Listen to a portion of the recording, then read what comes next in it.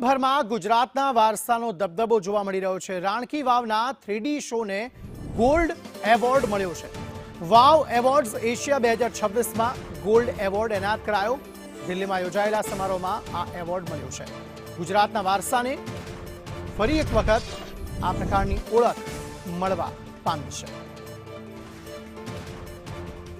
દિલ્હીમાં યોજાયેલા સમારોહમાં આ એવોર્ડ મળવાપાત્ર થયો છે। ગુજરાતના વારસાને વૈશ્વિક ઓળખ મળવા પામી છે।